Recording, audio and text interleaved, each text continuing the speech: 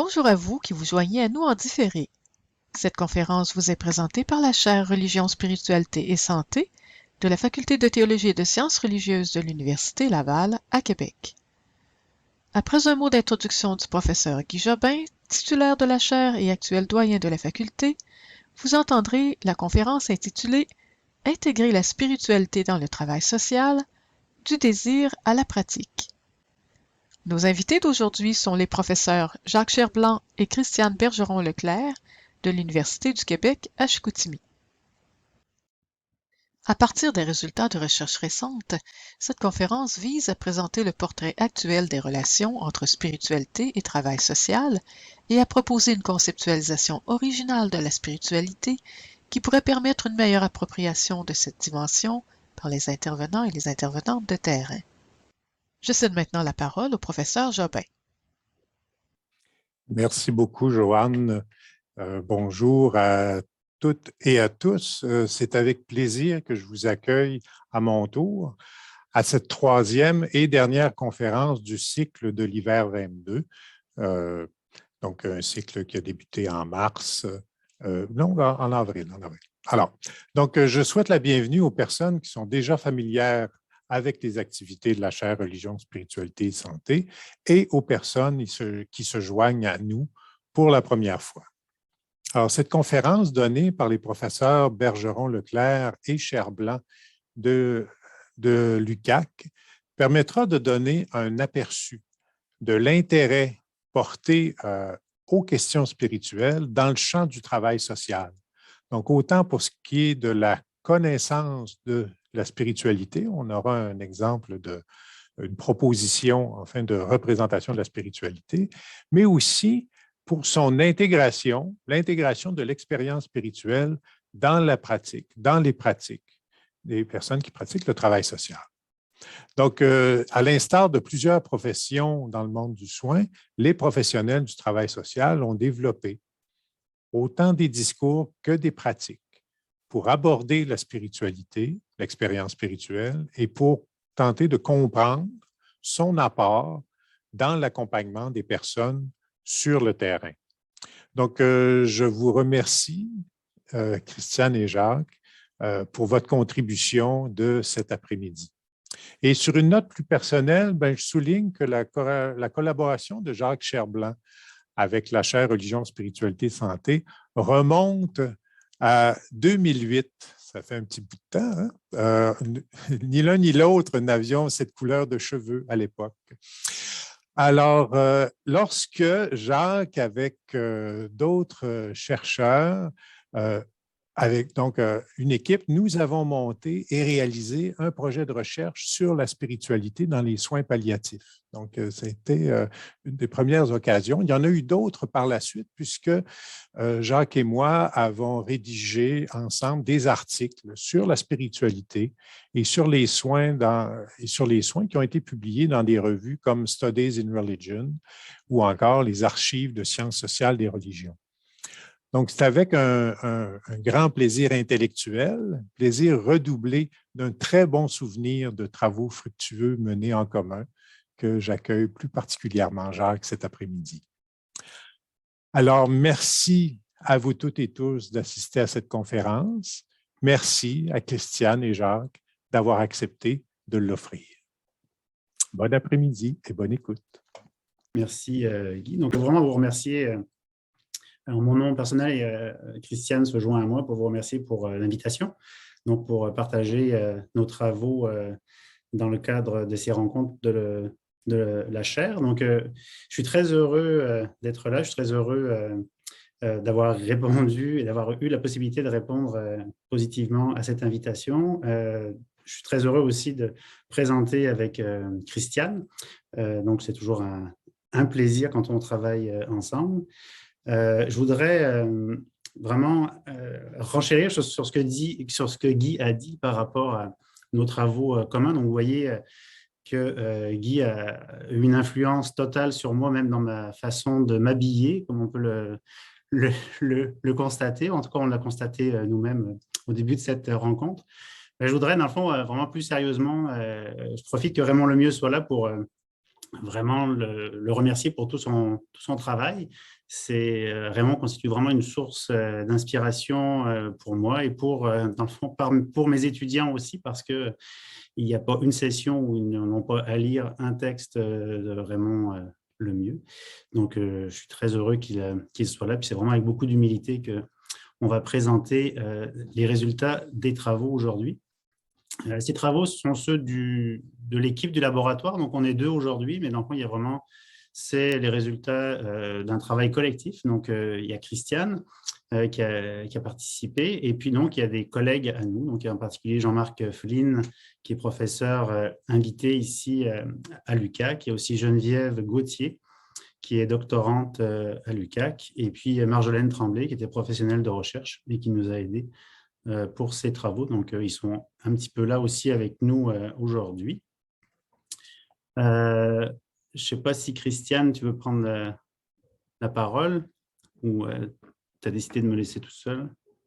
Je te laisse aller. Très bien. Donc, en fait, on a... aujourd'hui, on a prévu différentes choses à vous présenter qui sont issues de 2 projets de recherche. Ces projets ont été financés par une subvention qu'on appelle PSDRC, donc c'est une subvention institutionnelle permise par l'Université du Québec à Chicoutimi, donc on les remercie également. Ce serait à peu près ça. Le plan de la conférence, est-ce que tu veux y aller, Christiane, ou j'y vais? Je peux y aller? Tu peux continuer, oui. C'est bon. Donc, on veut vous présenter en fait aujourd'hui le lien entre spiritualité et travail social à partir de différents angles. Il y a 2 éléments principaux qu'on va vous présenter aujourd'hui qui constituent dans le fond 2 projets de recherche qui se complètent. Donc, premièrement, une recension des écrits qu'on a réalisés sur les relations entre spiritualité et travail social. Cette recension des écrits nous a permis d'identifier 3 thèmes dans le fond, qui apparaissent dans les écrits. Le premier thème concerne la définition de la spiritualité, donc de quoi on parle quand on parle de spiritualité dans le domaine du travail social. Un autre thème concerne la pratique, donc qu'est-ce qu'on fait quand on intègre la spiritualité en travail social. Et puis le troisième thème concerne la formation, donc qu'est-ce qu'on enseigne, qu'est-ce qu'on transmet quand on a comme objectif d'enseigner la spiritualité en travail social. Et puis, tout cela va nous amener à notre autre projet, dans le fond, c'est tous des projets qui sont terminés, à donc une conceptualisation adaptée de la spiritualité par une méthode, donc, qui est la méthode Delphi. Donc, on va voir une conceptualisation adaptée à la culture francophone, aux cultures francophones et en particulier au Québec. Donc, voilà le plan de notre conférence. Et donc, on va essayer de respecter notre temps avec tout ce beau programme. Donc, Christiane, je te passerai la parole pour commencer. Oui, j'essaie de changer la diapo. Donc, comme dans n'importe quelle présentation, on va vous situer un peu le contexte des études qu'on a menées, ou autrement dit, qu'est-ce qui fait qu'un jour on s'est intéressé aux relations qui unissent spiritualité et travail social. Donc, dans les relations, en fait, entre spiritualité et travail social, en fait, n'ont pas toujours été égales. Elles ont évolué dans le temps, en fait, puis on préfère l'analogie avec des relations de couple. Donc, il y a eu des relations fusionnelles à un moment donné. Il y a eu de la séparation pour ensuite voir peut-être un début de renouement. Donc, plus spécifiquement, en fait, avant les années 60, il y avait des liens qu'on peut qualifier d'organiques entre le travail social et la spiritualité, liés au fait, aux relations là, très, très étroites entre l'Église Et le travail social, tant du point de vue, en fait, de la gestion des services sociaux, de la dispensation des services sociaux et de la formation en travail social. Donc, dans les débuts de l'Université Laval, notamment là, dans les années 40, c'était des membres là, du clergé, en fait, qui enseignaient le travail social, en fait, et ça s'est transformé plus principalement là, à partir des années 60 avec les mouvements sociaux de l'époque, la Révolution tranquille, et on a connu là, une distanciation, je dirais, par rapport aux religieux, qui s'est manifestée aussi dans le champ du travail social, donc avec le début de la professionnalisation en fait, du travail social, la création des ordres professionnels et le désir là, des travailleurs sociaux, en fait, d'utiliser une méthode plus rigoureuse, plus scientifique, plutôt qu'une aide qui serait strictement basée sur la charité, en fait. Et ce mouvement de professionnalisation du travail social a amené une distance par rapport aux religieux de l'époque. Et cette distance-là aussi est liée à la distance par rapport à l'Église au niveau de l'organisation des services de santé, des services sociaux, qui a pris, là, disons, une ampleur plus importante avec la commission Castonguay-Neveu. On arrive vers le renouement, je dirais, entre le travail social et la spiritualité, donc plus spécifiquement là, à partir des années 2000. Dans les années 2000, notamment, l'Organisation mondiale de la santé est arrivée avec une définition de la santé qui considérait le spirituel. Et à partir des années 2000 aussi, ça a donné lieu, on dirait, c'est peut-être un concours de circonstances, mais il y a eu plusieurs études à partir de ces années-là qui ont démontré le lien entre la spiritualité comme facteur de protection de la santé physique et mentale. Et ça a amené une considération accrue par les professionnels de la santé et les travailleurs sociaux de la dimension là, spirituelle dans le travail au quotidien avec les personnes accompagnées. Ceci dit, malgré la volonté d'intégration, il existe quand même des tensions, en fait, quand on veut, auxquelles font face ces travailleurs sociaux, quand ils essaient d'intégrer ou de considérer la dimension spirituelle dans leurs interventions. Donc, ces tensions-là sont liées à trois principaux facteurs. D'une part, il y a ce que demande l'Ordre professionnel là, des travailleurs sociaux, des thérapeutes conjugaux du Québec dans le référentiel de compétences. Donc, on nous demande de considérer ou de prendre en compte la spiritualité dans l'évaluation du fonctionnement social et dans les interventions qui en découlent. Ça, c'est une chose. Donc, il y a ce qu'on attend de nous. Le deuxième élément, c'est à propos de la formation. Donc, il existe dans la formation initiale de baccalauréat en travail social, Jacques et moi, quand on a commencé à s'intéresser à ça, on a regardé s'il y avait dans le titre des cours qui sont offerts le mot spirituel ou même dans le descriptif des cours, si on faisait référence à la spiritualité. Et même encore en 2022, là, il y a très, très peu de contenus, en fait, qui sont offerts au premier cycle pour former là, les travailleurs sociaux, les futurs travailleurs sociaux sur la question. Et c'est un petit peu la même chose qu'on voit au niveau là, de la formation continue. Donc, très, très peu de formation.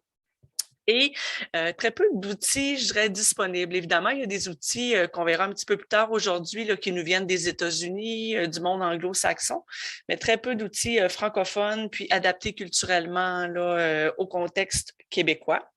Puis, finalement, comme troisième élément là, qui est une source de tension et non la moindre, c'est probablement là, cette espèce de relation épidermique qu'on a au Québec là, face aux religieux, en fait, et comment dire, et à la difficulté, en fait, de distinguer le religieux du spirituel, en fait, là, qui amène d'autres sortes de tensions. Donc, les travailleurs sociaux, en fait, sont pris un petit peu avec tous ces enjeux-là quand ils essaient d'intégrer le spirituel dans leur pratique. Donc, face à ça, on a voulu savoir, en fait, un peu, dans le fond, la réalité qu'on observe au Québec et les tensions qui sont observées au Québec, elles se manifestent ailleurs. Et est-ce que les travailleurs sociaux du monde entier réussissent mieux à intégrer ou à considérer là, le spirituel dans leur pratique? Ça nous a amené à faire une recension des écrits, donc, qui s'appelle une revue narrative systématisée. Je vais y aller... je vais afficher tous les icônes, puis après ça, je vais parler. Donc, on a utilisé là, une méthode vraiment systématique là, pour aller consulter là, les écrits scientifiques. Donc, on a consulté, on a élaboré une stratégie de recherche documentaire là, qui consistait à chercher des articles dans 10 bases de données avec toujours les mêmes mots-clés. On s'est intéressé à des articles qui avaient été publiés antérieurement là, à 2009. C'est toujours la même méthode qui a été reproduite. On a inclus dans notre recension des écrits autant des articles qui avaient été publiés en anglais, en français. Et au final, en fait, on a retenu 101 études qu'on a analysées là, avec un logiciel là, spécialisé là, qui s'appelle NVivo, qui permet de faire des analyses qualitatives. Et au terme de ce processus rigoureux d'analyse, ressort 3 grands thèmes, en fait, dont il sera question aujourd'hui. Donc, on a trouvé des écrits là, qui consistent à définir qu'est-ce que c'est la spiritualité dans l'univers du travail social, des écrits qui concernent la spiritualité dans la formation en travail social et finalement la spiritualité dans l'intervention. La parole sera à toi, Jacques. Merci. Donc, quand on a considéré cette recension des écrits, je vais vous donner tout de suite le punch, hein, comme ça vous saurez de quoi est-ce qu'on va parler par la suite. Qu'est-ce qui apparaît globalement, dans le fond, dans ces écrits-là? On se rend compte que la conception de la spiritualité varie dans le temps et dans l'espace. Donc, selon le lieu où ont été réalisés les écrits, et selon la date à laquelle ils ont été publiés, on se rend compte qu'il y a comme des profondes variations dans le sens à donner au mot spiritualité en travail social. Donc, cette variation peut aller d'un recouvrement total du sens, là, dans le fond, de religion et spiritualité qui sont synonymes, jusqu'à une distinction totale. Donc là, je n'apprendrai rien au lecteur de Guy, par exemple, de Guy Jobin, mais dans le fond, en travail social, c'est la même chose que dans le reste du domaine de la santé, on pourrait dire. Il y a, derrière ces définitions, il y a des sources d'influence, donc des disciplines qui influencent la définition. La discipline la plus importante, c'est la psychologie. Donc, on a beaucoup d'auteurs ancrés en psychologie qui sont invoqués pour produire cette définition. On a également, qui vient tout de suite après, on a la théologie, donc en particulier avec la théologie de Fowler sur la spiritualité. On a la sociologie également. Et puis, on a constaté, dans le fond, que la très grande majorité de ces définitions conçoivent la spiritualité comme quelque chose de très positif. En fait, c'est très, très marginal, les conceptions de la spiritualité ou les définitions là, qui considèrent la spiritualité comme étant un problème en travail social. Donc, les seules critiques qu'on a trouvées par rapport à la spiritualité, on n'y reviendra pas, là, mais les seules critiques qu'on a trouvées, c'était des critiques qui visaient des dimensions colonialistes là, de cette notion et aussi des notions individualistes de cette notion. Donc, par rapport aux deux schémas que vous avez devant les yeux, donc on peut distinguer, dans le fond, les définitions de la religion et de la spiritualité selon que l'une est égale à l'autre ou que la religion se distingue de la spiritualité. Donc, si vous regardez dans le petit schéma à gauche, lorsque la religion, la spiritualité et la foi se chevauchent, donc si vous voulez, c'est à l'intersection des trois cercles, ça on pourrait dire que cette intersection des trois cercles, c'est l'essentiel des études en travail social qui parlent de spiritualité. C'est-à-dire que on sait, dans le fond, Christiane l'a évoqué pour le Québec, historiquement, la religion et le travail social sont intrinsèquement liés. Puis là, quand on parle de la religion, on parle de la religion chrétienne dans ces études-là. Donc, dans le fond, le travail social émerge de la tradition chrétienne. Et donc, la notion de religion et de spiritualité n'était pas distincte fondamentalement au départ, mais cette distinction s'est opérée petit à petit. Et originellement, donc, dans les premières études, c'est la religion qui englobait la spiritualité. Donc, dans le fond, il y avait la spiritualité était une des dimensions de la religion. Et avec le temps, petit à petit, donc, il y a une distinction qui nous a amené au schéma de droite, où aujourd'hui, on est plus dans une représentation de la spiritualité comme l'élément le plus englobant, l'élément parapluie, on pourrait dire, qui inclut la religion, qui inclut la foi, mais qui inclut aussi toutes sortes d'autres éléments. Ouais, on va rester là. Dans le fond, il y a quelques auteurs qui, en fait, on pourrait dire comme ça, tous les auteurs, la grande majorité des auteurs, commencent leur conceptualisation en distinguant la spiritualité et la religion. Et puis, la très grande majorité de ces auteurs continuent en disant, mais pour cette étude, on va parler de spiritualité et religion, non, spiritualité / religion, donc SR, parce que dans le fond, pour cette étude-là, on ne la distinguera pas dans la pratique. Donc, il y a une distinction théorique, mais il n'y a pas une distinction pratique. Pourquoi? Parce qu'en fait, la grande majorité de ces études-là s'inscrivent à l'intérieur d'une tradition religieuse particulière. Donc, les études en travail social qui concernent la spiritualité sont réalisées auprès de populations qui s'identifient comme étant chrétiennes en premier lieu. Ensuite vient l'islam, plus rarement l'hindouisme ou le bouddhisme, et encore plus rarement d'autres confessions. Donc finalement, il y a comme une tension entre un désir de distinguer religion et spiritualité et une réalité pragmatique des études qui en fait ne les distinguent pas fondamentalement dans ce qu'elles observent.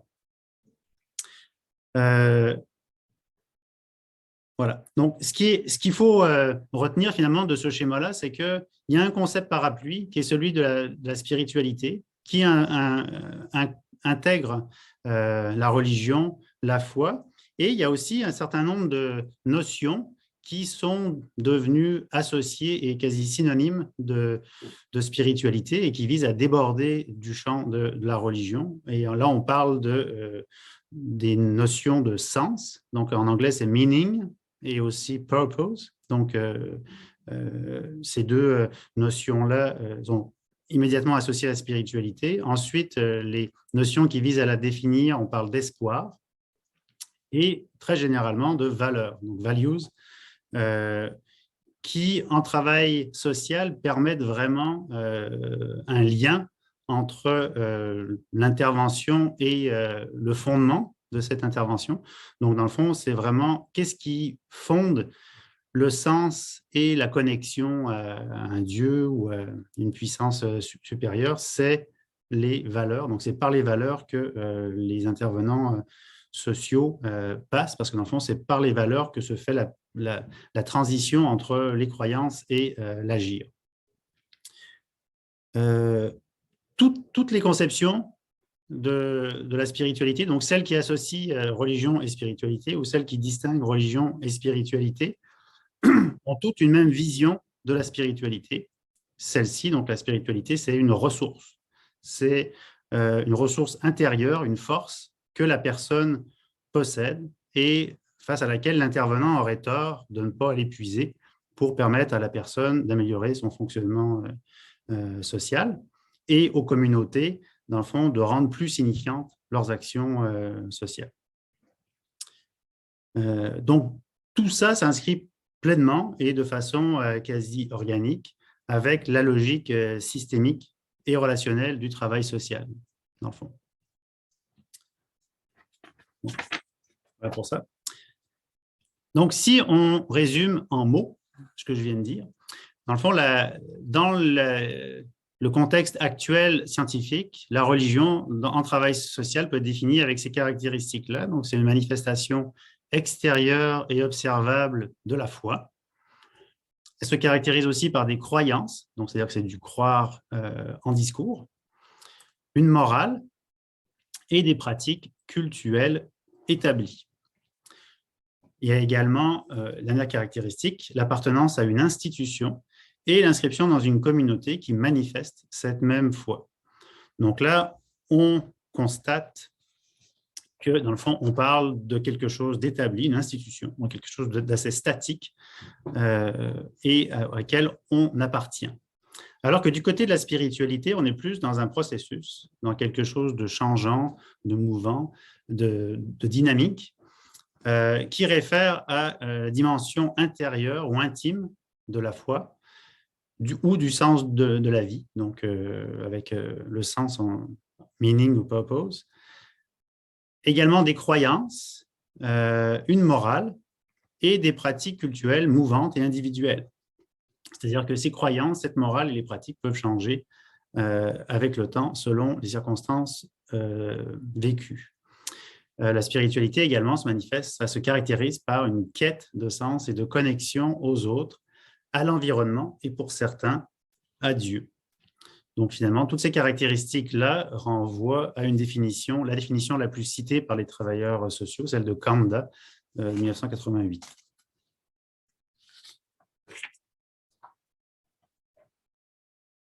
Avec le temps, on voit qu'il y a vraiment une évolution vers une distinction croissante dans la définition de la spiritualité. Donc, on est passé d'une prise en compte de la spiritualité comme une dimension, comme une composante de la compétence culturelle, c'est-à-dire que tout travailleur social doit manifester, doit apprendre à développer sa compétence culturelle. Dans cette compétence culturelle se situait la spiritualité. Et en fait, quand on parlait de spiritualité, dans cette perspective-là, c'était de religion dont il était question.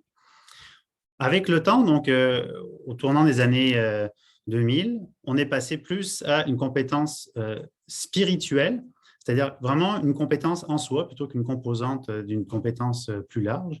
Et là, on est dans la distinction religion-spiritualité, donc la spiritualité qui est comme distincte de la religion, mais à travers laquelle, dans les études, on ne saisit pas trop quelle est la différence parce que les auteurs continuent d'étudier des manifestations spirituelles à l'intérieur d'une religion. Et donc, aujourd'hui, on serait plus arrivé à un désir de développer une sensibilité spirituelle chez les travailleurs sociaux, dans laquelle on distingue vraiment la religion de la spiritualité, et donc dans laquelle on conçoit la spiritualité comme une dimension anthropologique, donc une dimension humaine à part entière, et qui est totalement distincte de la religion. C'est-à-dire que oui, ça peut prendre place dans une religion, mais c'est vraiment pas la norme, et c'est vraiment pas de ce côté-là que le travailleur social est invité à travailler en premier lieu, quoi. Donc, c'est vraiment cette sensibilité spirituelle qui est intéressante parce qu'elle se manifeste à la fois par une sensibilité envers les autres, mais aussi envers soi-même. Donc, saisir la spiritualité, la dimension spirituelle à l'intérieur de soi en tant qu'intervenant social. Voilà pour le schéma. Ceci dit, dans la pratique, la distinction n'est jamais vraiment claire. Il y a toujours cette ambiguïté qui demeure dans les écrits et dans les études. Toujours une distinction préalable, et toujours après, quand on regarde le contenu de ces études-là, on dit ben, finalement, est-ce qu'il est en train d'étudier la spiritualité, la religion-spiritualité, ou le spirituel plus globalement? Je te repasserai la parole, Christiane. Donc, qu'est-ce que nous disent les écrits à propos de l'intégration ou de la considération de la dimension spirituelle dans l'intervention? Donc, plusieurs choses. Dans les écrits qu'on a consultés, en fait, il y en a plusieurs qui s'intéressaient à la spiritualité des travailleurs sociaux, donc la spiritualité là, des professionnels avant de s'intéresser à l'intégration ou à la considération là, de cette dimension-là dans le rapport avec l'autre. Donc, il y a plusieurs écrits, là, notamment américains, en fait, qui évoquent en fait que les travailleurs sociaux seraient là, des professionnels qualifiés de très spirituels, en fait, et que cette dimension spirituelle-là, en fait, leur permettrait de garder espoir par rapport à des situations cliniques qui sont de plus en plus complexes, pour être un rempart aussi contre l'épuisement professionnel, un facteur qui favoriserait le bien-être professionnel. Et finalement, et non le moindre, là, vous voyez là, le nombre d'études qui se sont intéressées à cet élément-là, en fait, dans le fond, d'avoir d'être conscient de sa propre spiritualité comme travailleur social amènerait une ouverture à l'autre, en fait, qui permettrait là, d'atténuer jusqu'à un certain point des enjeux là, de stigmatisation et de discrimination à travailler avec des personnes qui auraient là, des croyances ou des convictions là, différentes. Donc, ça, c'est la première chose que nous disent les écrits. À propos de l'intégration de la spiritualité dans l'intervention, on voit un peu les tensions qu'on vous a là, décrites précédemment, donc cette espèce d'écart ou de tension entre les normes de pratique, donc que ce soit là, les associations là, de travailleurs sociaux américains ou d'ailleurs dans le monde. Dans le fond, dans la majorité des cas, quand on s'intéresse de plus près au référentiel de compétences, il y a tout le temps un paragraphe quelque part qui nous dit que les travailleurs sociaux devraient devraient prendre en compte la dimension là, spirituelle. Donc, c'est vrai pour le Québec, mais c'est vrai par rapport au travail social international. Ceci dit, il y a un écart entre ce qui devrait être et la pratique.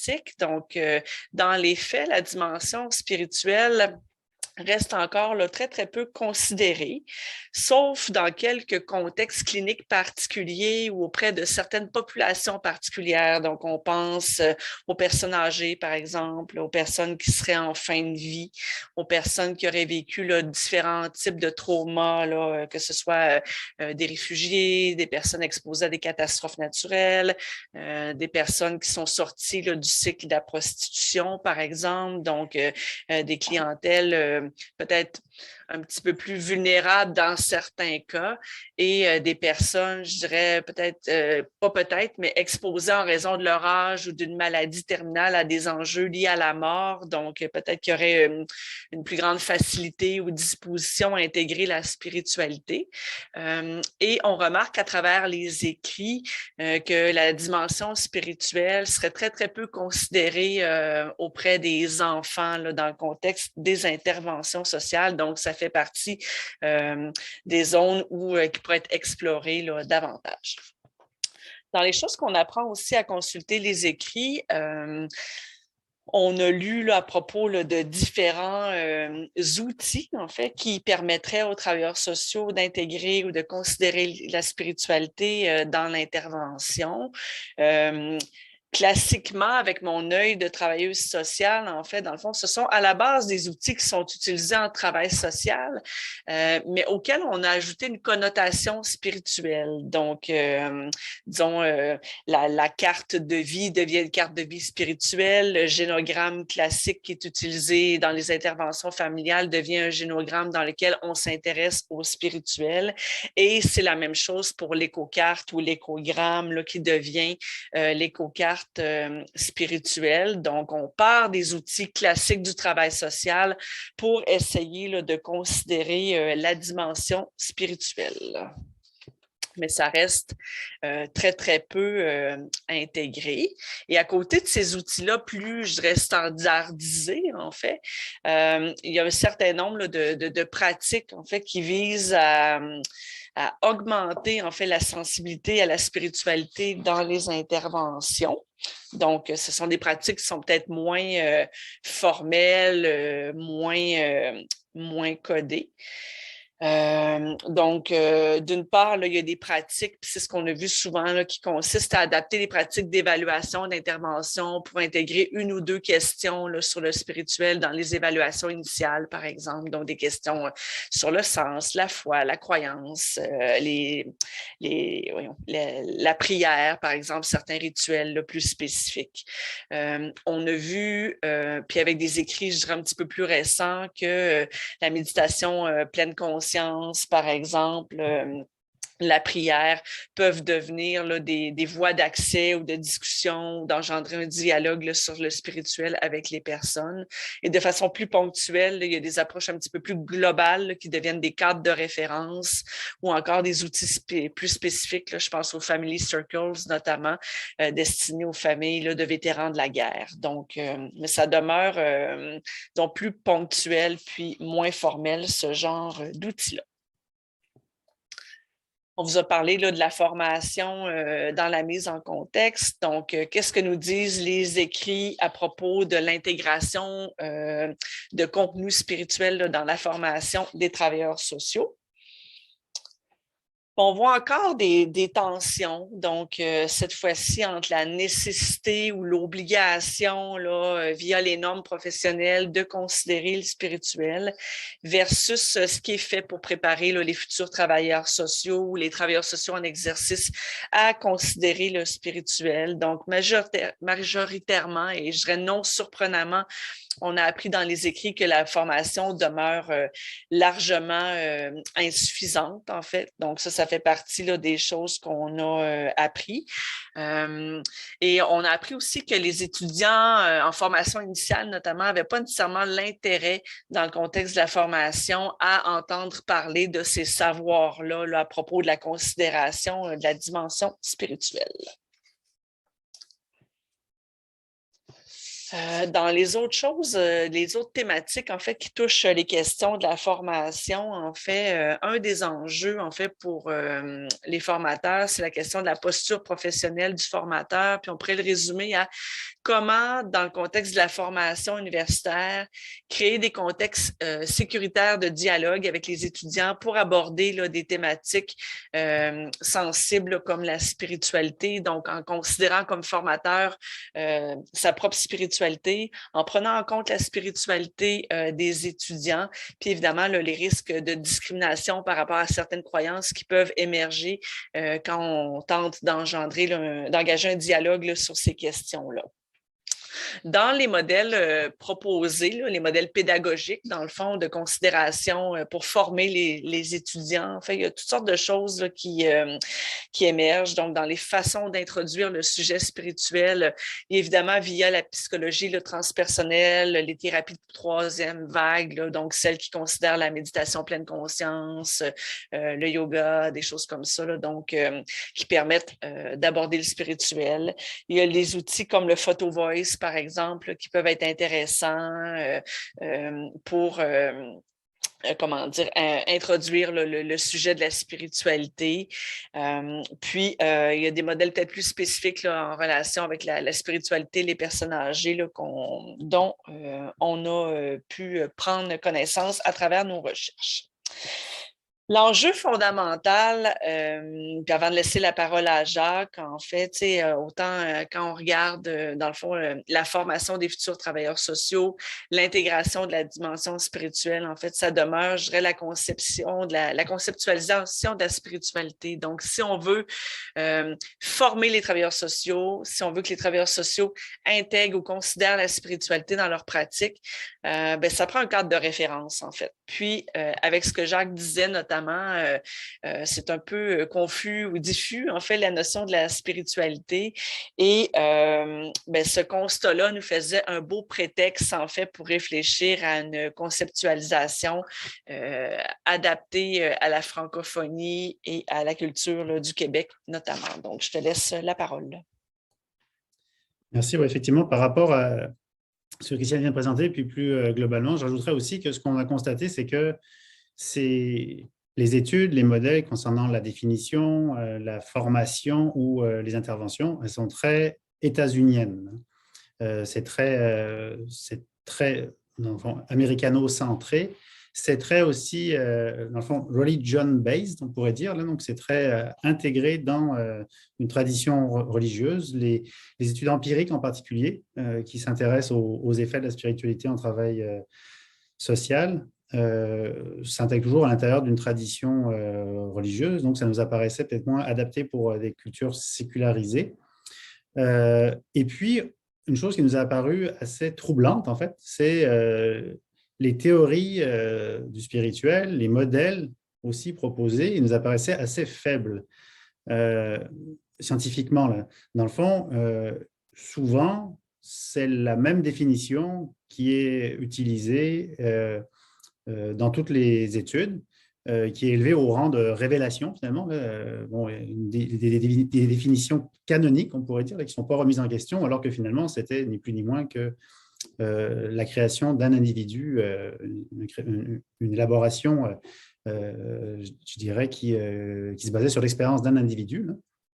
Ou alors, à l'inverse, dans les définitions proposées, qu'on a vu plusieurs fois, dans le fond, c'est que c'est une théorisation du spirituel qui se base sur des sondages auprès des étudiants et des soignants. Donc, on dit, on va aller voir qu'est-ce que la spiritualité pour les étudiants et pour les soignants. Et là, on arrive à un modèle qu'on va enseigner ensuite. Donc là, c'est troublant, dans le fond, théoriquement. Dans le fond, on enseigne aux étudiants ce qu'ils considèrent comme étant déjà cela. Donc, voilà. Donc, ça nous a troublé un petit peu tout ça. On s'est dit que le premier besoin, finalement, pour répondre aux besoins des travailleurs sociaux qui souhaitent intégrer la spiritualité, c'est de savoir de quoi on parle. Donc, on est vraiment allé avec une conceptualisation. Donc, on a utilisé une méthode qui s'appelle la méthode Delphi, qui est constituée de 5 étapes, qui consiste, en fait, c'est un processus qui consiste à élaborer un consensus sur un sujet. Donc là, en l'occurrence, c'est la définition de la spiritualité, en interrogeant des experts. Donc, des experts qui peuvent être à la fois des experts en théoriciens, donc des professeurs, des chercheurs ou des experts praticiens de la spiritualité. Ces experts sont consultés à travers différents tours de sondage, de consultation. Dans notre cas, ça a été des consultations en ligne. Et à travers ces différents tours de consultation, on essaye d'arriver à un consensus qui, en général, selon la méthode, tourne autour d'un accord de 80% ou plus. Donc, c'est ce qu'on va vous présenter en 2 temps. Dans le fond, on va commencer par la méthode et ensuite, on va vous présenter les résultats. Donc, dans le fond, pour ce qui concerne… Ouais, tu peux tourner, Christian, merci. Pour la méthode qu'on a utilisée, on a suivi le modèle conceptuel qu'on voulait élaborer. C'est un modèle qui répond à celui de l'Evolutionary Concept Analysis, qui est un modèle de Rogers, qui, vous voyez dans l'image de gauche, là, dans le fond, l'idée, c'est d'identifier un concept et puis ses expressions associées, etc. Et puis, finalement, d'identifier, et c'est là qu'on a trouvé ça intéressant, d'identifier qu'est-ce qui constitue les attributs spécifiques de ce concept, donc le cœur du concept, en le distinguant de ses antécédents, donc de ce qui le favorise, de ce qui le favorise, et des conséquences, donc de ce qu'il favorise. Donc, ce que ça permet de distinguer dans un concept, qu'est-ce qui est le cœur du concept, de ce qui, dans le fond, en découle ou le permet. Et ça, c'était un des enjeux qu'on avait vu aussi dans la définition de la spiritualité. Il y a un certain nombre de définitions de la spiritualité qui étaient comme des manifestations de la spiritualité ou des conséquences de la spiritualité et qui n'étaient pas, dans le fond, propres au concept. Donc, pour élaborer ce concept évolutionnaire, on pourrait dire, évolutif, on a cherché s'il existait déjà une recension des écrits sur la notion de spiritualité. Et donc, on est tombé sur cet article, Concept Analysis of Spirituality, an Evolutionary Approach, donc un article qui recensait les écrits en se basant sur notre propre modèle théorique de Rogers. Donc, ce qu'on a fait, bien simplement, c'est qu'on est parti de cet article, donc du concept de spiritualité qui était présenté dans cet article, et on l'a soumis à la consultation d'experts internationaux. On a mis sur pied un panel d'experts. Donc, comment on a fait pour bâtir ce panel? On est parti de publications scientifiques pour identifier des chercheurs qui travaillaient dans le domaine. On est commencé par le Canada francophone et on a élargi à l'ensemble de la francophonie en considérant que, dans le fond, le concept qu'on allait élaborer devrait être valable pour les pays francophones concernés. Donc, on est parti des auteurs qui avaient fait des publications.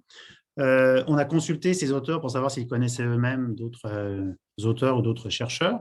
On a utilisé aussi des réseaux existants, donc en particulier le réseau Respire, que plusieurs connaissent ici.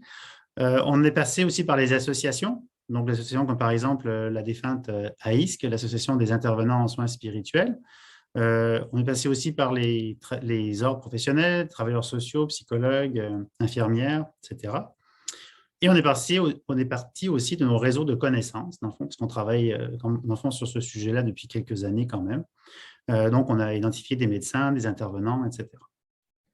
Donc, la méthode boule de neige pour recruter notre panel d'experts qui, au départ, recrutait 63 personnes réparties dans 5 pays.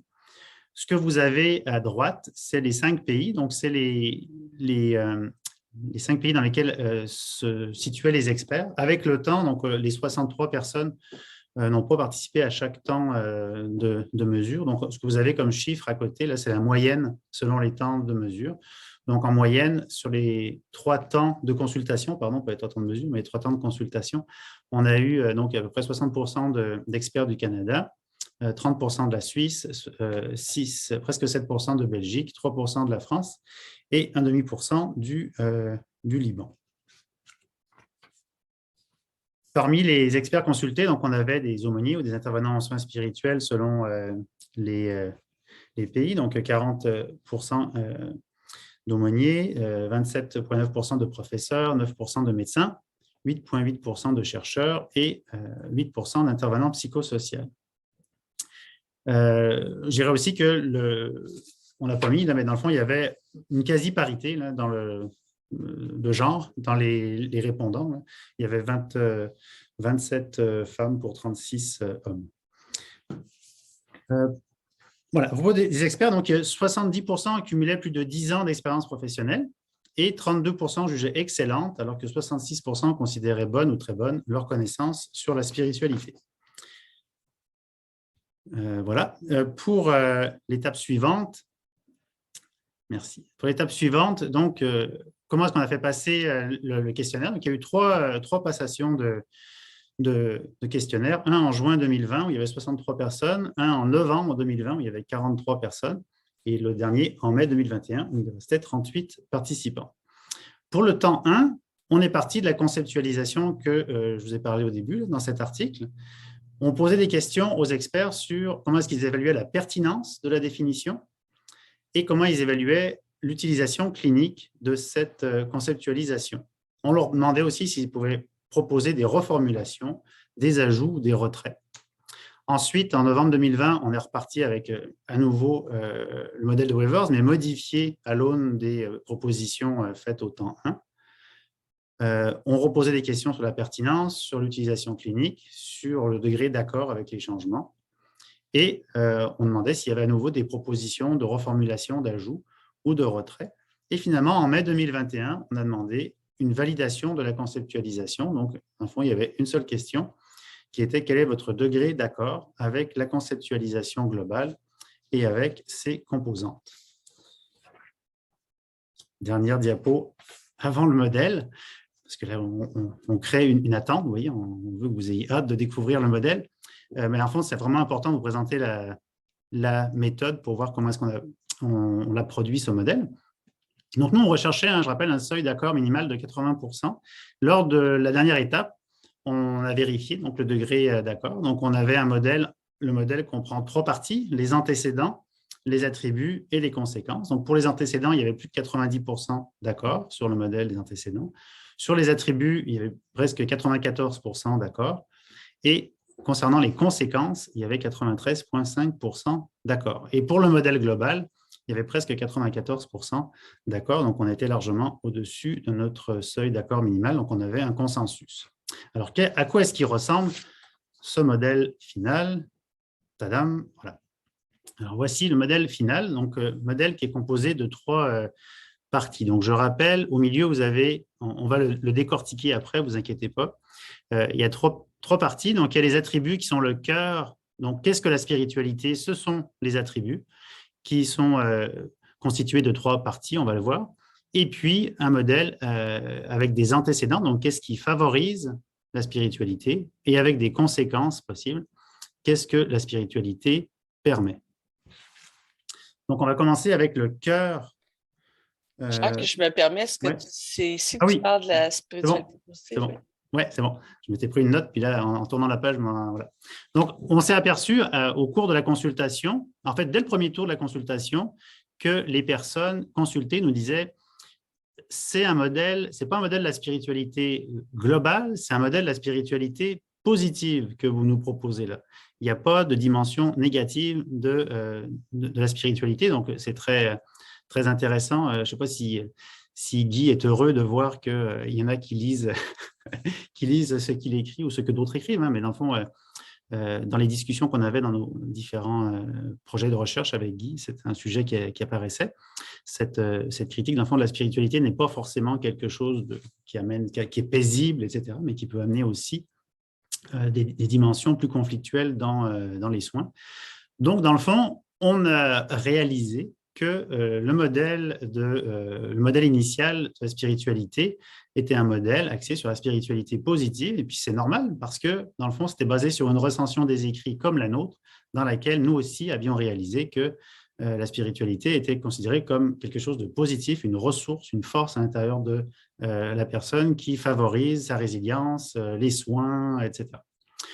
Donc, on a précisé que notre conceptualisation était une conceptualisation de la spiritualité positive en santé et services sociaux. On a trouvé ça intéressant dans la perspective d'un système de santé, dans le fond d'une approche de santé positive axée sur la promotion de la santé en particulier.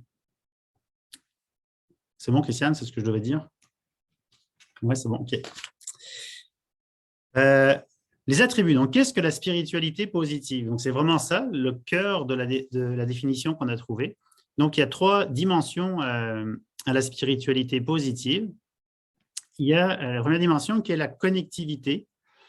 Donc, la spiritualité positive se caractérise par la connectivité, le sens de la vie et l'identité. Concernant la connectivité, dans le fond, la spiritualité est, dans le fond, une capacité à se connecter à soi-même, à se connecter aux autres, à une puissance supérieure et à la nature. Donc, c'est vraiment la spiritualité positive est cette connectivité à soi, aux autres, à une puissance supérieure et à la nature.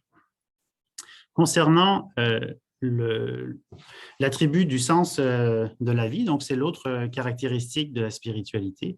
La spiritualité positive est cette capacité à donner ou à avoir un sens de la vie, donc avec une déclinaison en deux parties, dans le fond, une capacité à apprécier sa vie et à avoir un but dans l'existence. Et finalement, dernier attribut, celui d'identité. Donc, la spiritualité est cette capacité à savoir qui on est, dans le fond, à être conscient de sa singularité ou de son individualité.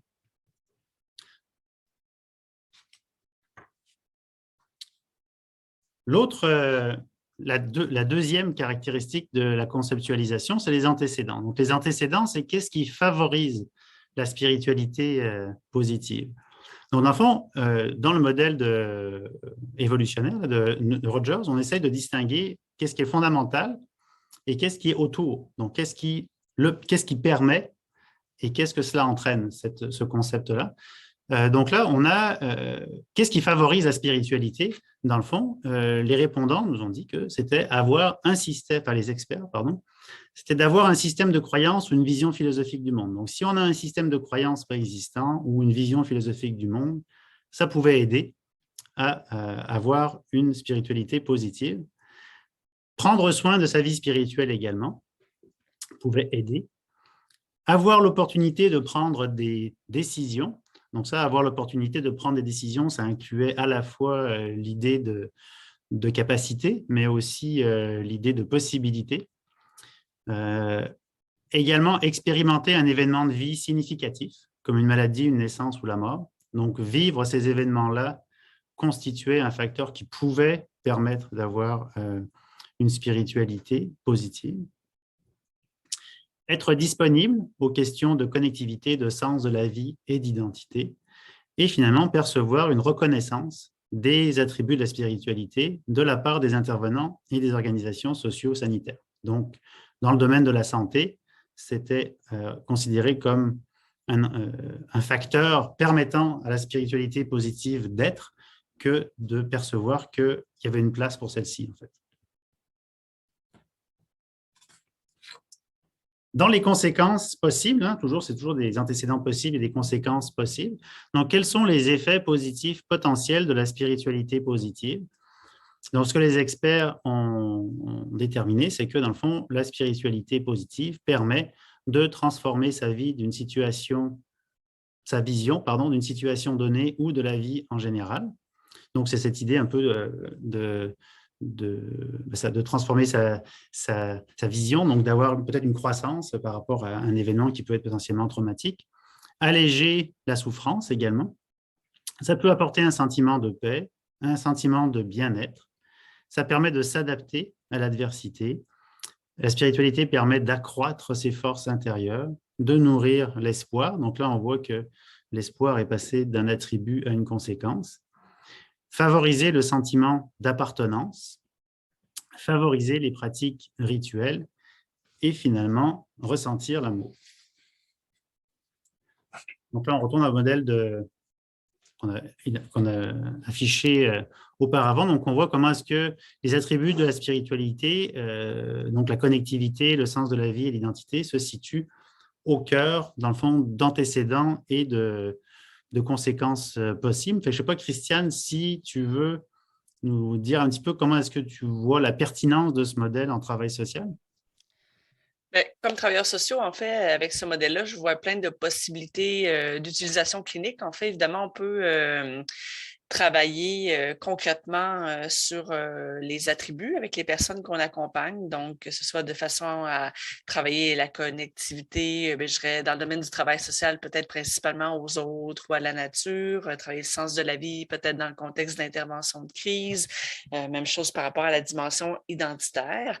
Il y a un potentiel d'utilisation, je dirais, de travail peut-être préventif, en fait, de travail d'accompagnement avec les personnes si on travaille sur les antécédents là, possibles qui favoriseraient là, la spiritualité positive. Tout ça, évidemment, là, dans le but de favoriser le mieux-être ou le fonctionnement social là, de la façon dont on définit le mieux-être dans notre domaine en tant que tel. Donc, de mon point de vue à moi, il y a comme plein de cibles d'intervention potentielles qui permettent, puis même dans, plein de cibles thématiques qui permettent d'engager là, un dialogue avec les personnes qu'on accompagne en tant que telles.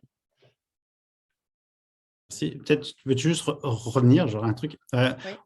C'était pas prévu dans la présentation, mais dans le fond, comme on a beaucoup de temps, Joanne, je sais qu'on a dépassé notre temps, mais je vais juste dire, on a présenté ce modèle à une cohorte d'étudiants cette session.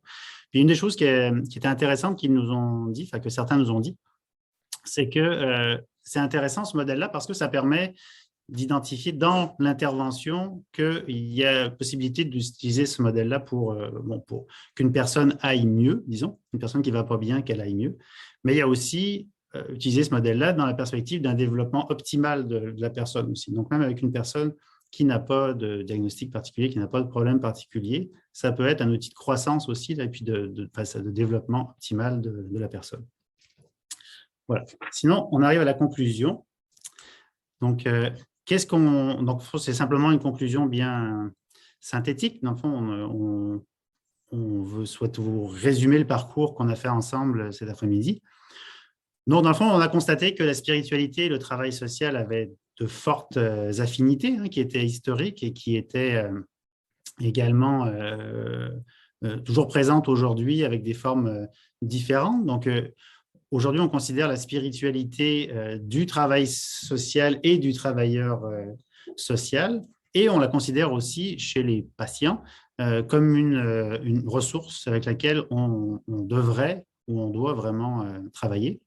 Mais il y a également des enjeux importants, dont celui de définir la spiritualité de façon inclusive, de développer des interventions et des formations non discriminatoires et laïques, et puis que, dans le fond, il y a très peu de savoir en dehors des États-Unis.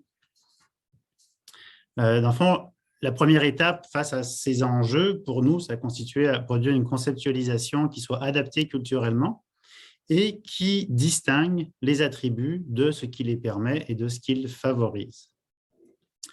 Les limites qu'on a identifiées, enfin les principales limites qu'on a identifiées, c'est que bien évidemment, il s'agit d'une conceptualisation de la spiritualité positive.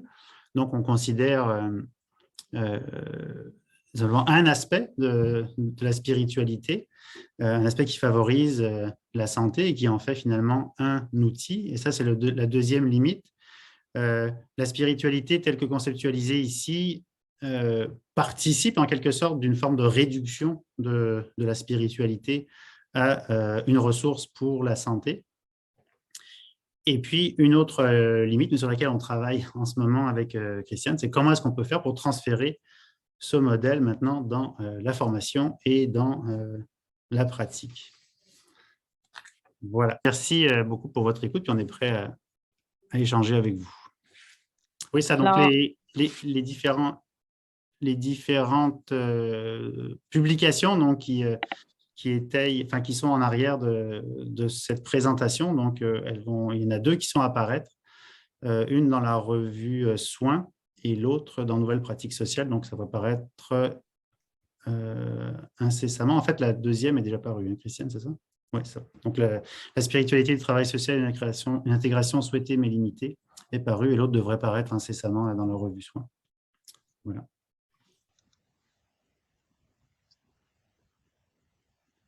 donc, la question est pour Christiane.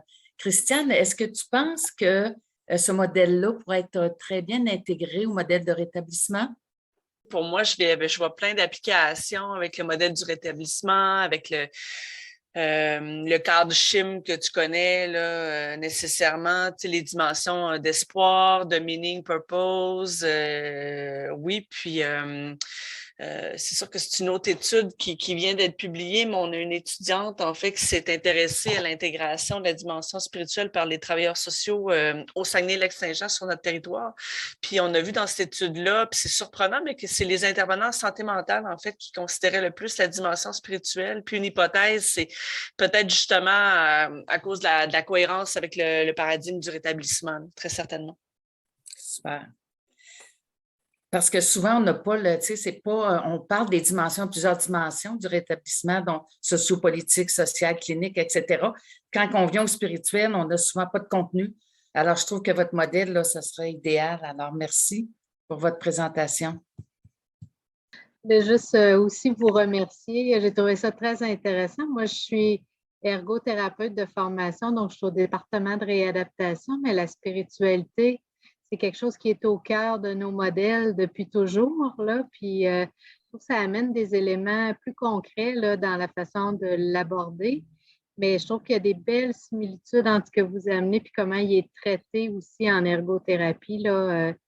Fait que ça pourrait être intéressant que les discussions se poursuivent à ce niveau-là, mais c'était dans la perspective de vous remercier, mais aussi voir est-ce que dans l'accompagnement des étudiants, vous avez déjà comme identifié des outils pour soutenir cette démarche réflexive-là là, avec eux? C'est ma question. Moi, comme professeur, puis tu sais, je peux pas dire que c'est une pratique qui est généralisée, là, mais j'ai commencé dans la formation initiale de bac, en fait, puis je pense que ça pourrait très bien se faire en ergothérapie, puis dans d'autres domaines, là, à, disons, former nos étudiants à des outils d'intervention spirituelle, bref, en fait, qui ne sont pas ceux que je vous ai montrés, là, comme le génogramme, l'éco-carte, tout ça, qui sont des outils qui prennent plus de temps.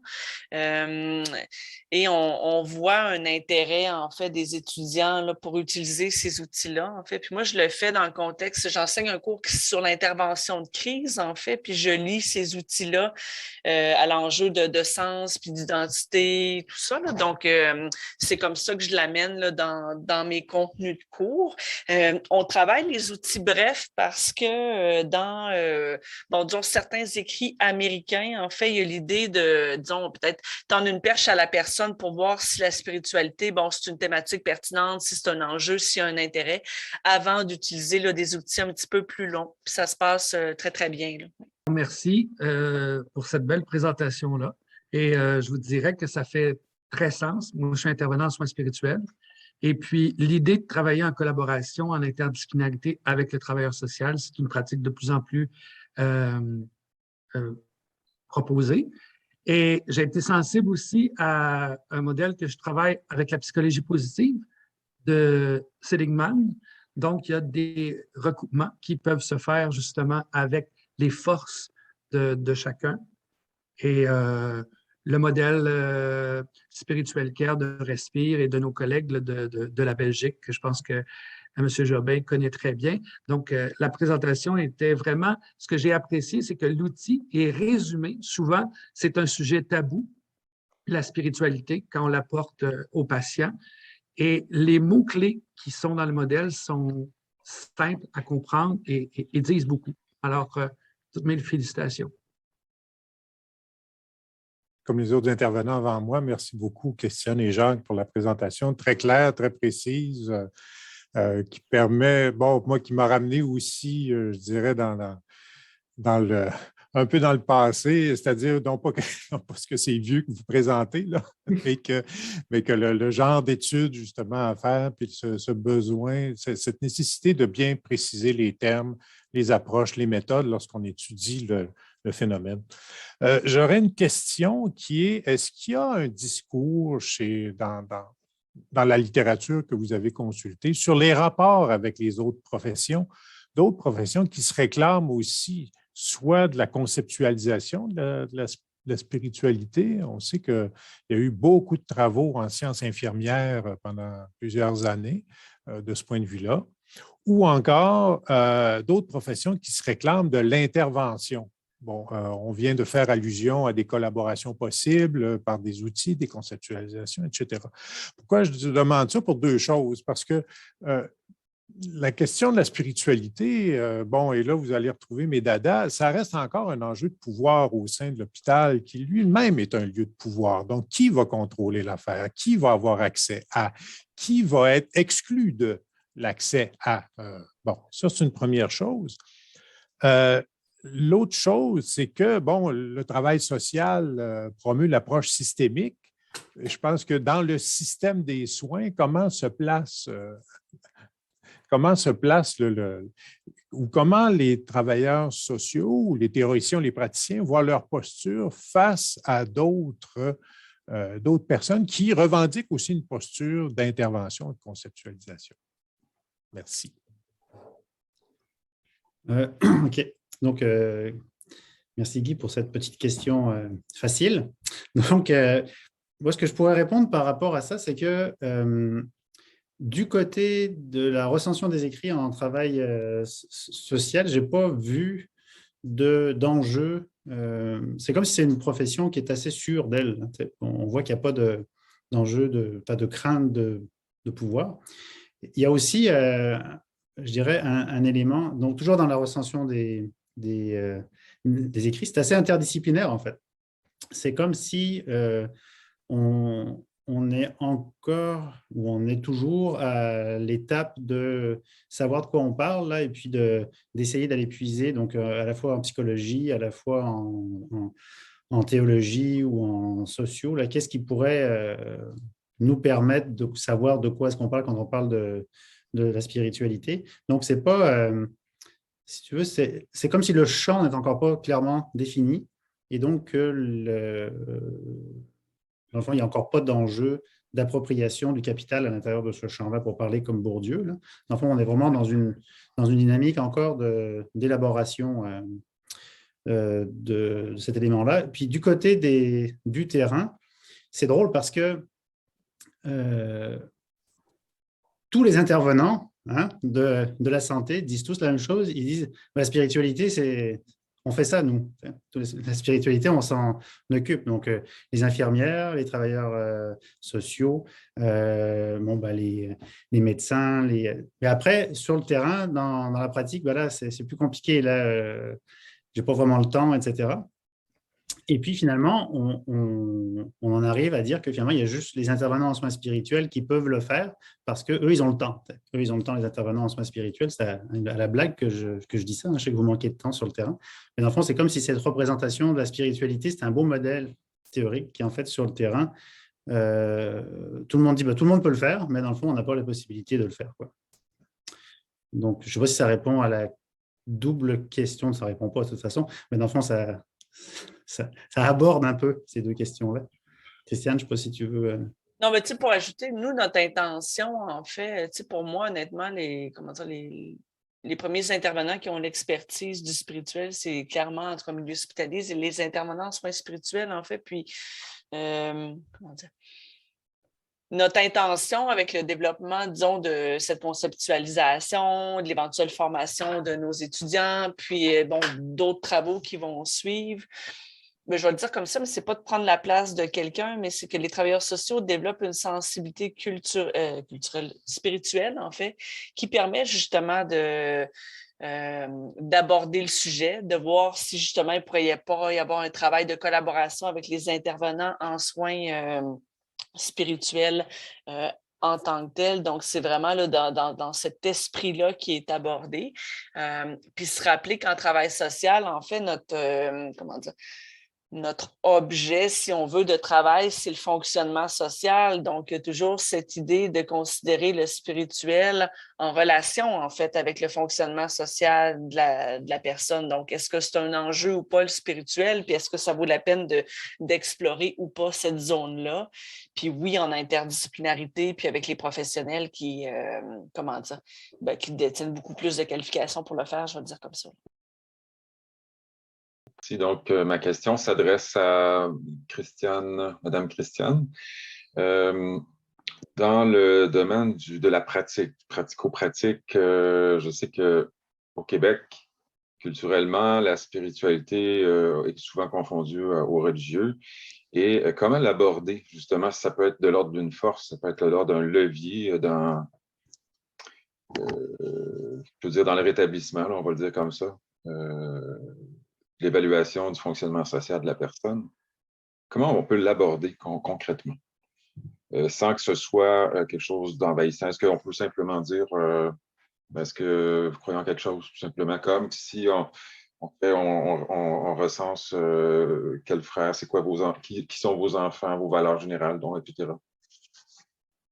Je pense que c'est effectivement un excellent point de départ, là, de questionner la personne sur ce qui est important pour elle, ce qui donne du sens à sa vie, ce qui fait qu'elle se lève le matin, qu'est-ce qui lui donne l'espoir, etc. Tu sais, il y a des questions, liées, aux valeurs, à ce qui est fondamental pour la personne, en fait, qui peuvent être des excellentes questions d'introduction, tu sais, qu'est-ce qui la maintient en santé? Bon, évidemment, là, dépendamment là, de ces enjeux de vie-là, puis voir, est-ce qu'il y a des pratiques particulières qu'elle peut mettre en place, qu'elle met en place au quotidien qui favorisent son bien-être, tu sais, je ne sais pas d'où vous venez, puis si vous êtes travailleur social aussi, oui. Là, en tant que, je vous dirais, là, je suis intervenant psychosocial, j'ai une formation en travail social, mais je me rends compte que ce n'est pas abordé. Mm-hmm.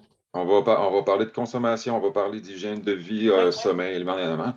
S'il y a des proches autour de lui, si bon, etc. Le spirituel, jamais. Un outil qui est bien, en fait, parce que, disons, en parallèle du sujet d'aujourd'hui, moi, il y a une approche d'intervention qui m'intéresse beaucoup, qui est l'approche centrée sur les forces, en fait. Puis, quand, justement, on utilise les outils de cette approche-là, en fait, il y a clairement dans l'évaluation des forces un bloc là, qui permettent de s'intéresser à la dimension spirituelle avec des questions pratico-pratiques là, qu'on peut intégrer à notre questionnement. Et que ça peut être intéressant là, de l'aborder. Là. Puis dans le high-carrying dont je parlais tantôt, on s'intéresse justement à l'importance de la spiritualité pour la personne. Est-ce qu'elle a des croyances, des convictions particulières? Est-ce qu'elle fait partie d'une communauté là, de pratiques particulières en tant que telle? Justement, en quoi, des rituels individuels ou collectifs, sa foi, etc., peuvent devenir des forces. Donc, je trouve qu'on peut puiser dans différents outils puis différentes approches en travail social, puis je dirais, incluant les approches narratives, là, qui sont un petit peu plus nouvelles en travail social, qui peuvent être des leviers intéressants, à mon avis. Là. Je ne sais pas si ça répond, là, mais c'est des pistes pour explorer, pour trouver peut-être d'autres réponses à vos questions. Là. Oui. Je sais que la question ne m'était pas destinée, mais dans le fond, une chose importante quand même, c'est que, dans le fond, c'est une règle générale, là, mais quand on est intervenant, là, si on pose une question, il faut savoir quoi faire avec la réponse aussi, là. Donc, si vous posez des questions sur la spiritualité, il faut savoir aussi quoi faire avec la réponse après. Donc, si la personne vous amène des éléments qui concernent une tradition religieuse en particulier ou des éléments avec lesquels vous n'étiez pas prêt à faire face, à des éléments qui peuvent vous apparaître totalement ésotériques parce que vous n'êtes pas rendu là dans votre cheminement spirituel ou parce que ça vous apparaît ésotérique tout court. Mais dans le fond, il faut savoir quoi faire avec ces réponses-là. Donc, c'est ça, parce que là, on présente beaucoup de questions, mais il faut savoir quoi faire avec les réponses après. Donc, il faut être peut-être à l'aise à se dire, bon, si jamais il apparaît, je sais pas, une crise existentielle, s'il apparaît une crise spirituelle, est-ce que j'ai quelqu'un à qui référer cette personne-là? Est-ce que je saurais comment y faire face, en fait? Donc, c'était juste ma petite nuance par rapport à... Enfin, c'est facile de poser des questions, mais c'est moins facile de gérer les réponses après. Je suis intervenant en soins spirituels à temps plein dans le milieu hospitalier et je ne vous cache pas que j'ai abordé cette conférence avec beaucoup de réticence et d'appréhension, je ne vous le cache pas, mais vous avez éclairé tout cela à juste valeur. Et je pense que l'intervention de Mme Vincent, qui est ergothérapeute, m'a éclairé aussi sur le fait que vous êtes en train de faire un travail sur le spirituel versus les travailleurs sociaux. Mais ma question est celle-ci. Est-ce que vous avez déjà envisagé d'aller plus loin que le travailleur social? Je pense que n'importe quel membre du personnel qui aborde un patient, et ça part de l'infirmière auxiliaire en passant par l'infirmière, les ergos, les physios et tout ce qui s'ensuit, devrait avoir une affinité vis-à-vis du spirituel parce qu'ils peuvent être confrontés à un moment donné avec le patient dans ce domaine-là et pouvoir référer cela à qui de droit, c'est-à-dire en général aux intervenants en soins spirituels. C'est ma première partie. Et ma deuxième partie de question, est-ce que vos travaux, est-ce que un des buts dans la recherche que vous faites est aussi de mettre en valeur les travailleurs en soins spirituels, les intervenants en soins spirituels, pour justement valoriser cette profession qui est très souvent méconnue, sinon même parfois ignorée par certains secteurs professionnels. Vas-y, Jacques, tu peux y aller, puis je compléterai. Oui, par rapport à la première question, c'est sûr qu'on ne manque pas d'idées, on ne manque pas d'ambition. C'est toujours un petit peu... bien honnêtement, la définition, la conceptualisation de la spiritualité positive, elle était interdisciplinaire à la base. Donc, oui. Je pense qu'elle peut s'appliquer à l'ensemble des intervenants de la santé. Nous, dans les formations qu'on donne ici à l'UQAC, il est toujours bien clair que travailler dans l'interdisciplinarité, ça signifie aussi reconnaître les spécificités des disciplines et des intervenants, quoi. Donc, les forces des intervenants qui sont sur place. Donc, il y a souvent, les patients ont une relation, un lien plus fort avec un intervenant. Donc, les questions spirituelles peuvent être posées à une infirmière ou à un travailleur social, etc. Puis, parfois, cet intervenant-là peut y répondre tout à fait justement et professionnellement, parfois moins. Là.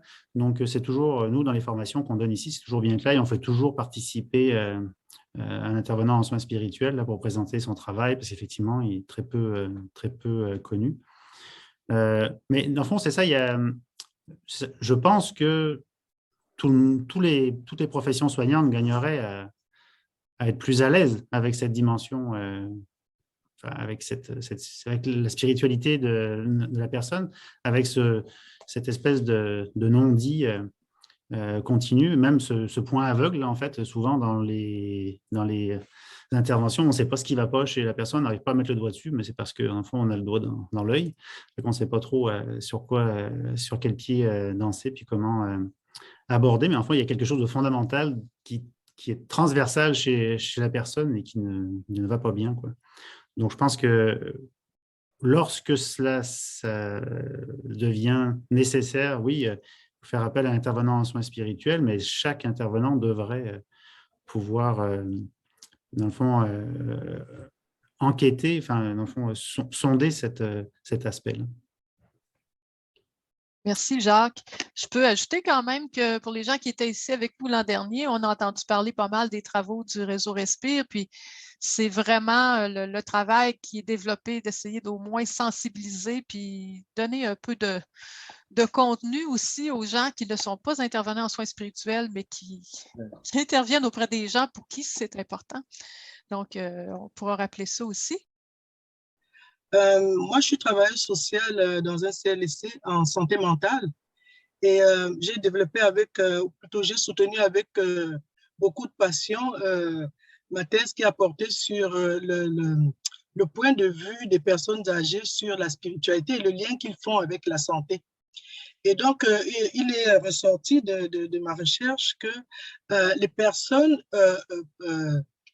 sont un peu réticentes aussi à parler de la spiritualité, donc d'une manière générale. Donc, je voulais savoir, dans un environnement comme le nôtre, qui est quand même laïque, d'une manière générale, comment est-ce que, comme travailleur social, ou plutôt comme intervenant, hein, d'une manière générale, on peut arriver à contourner justement cette chose qui, dans le subconscient des personnes, fait en sorte qu'ils ne sont pas à l'aise de parler de leur spiritualité.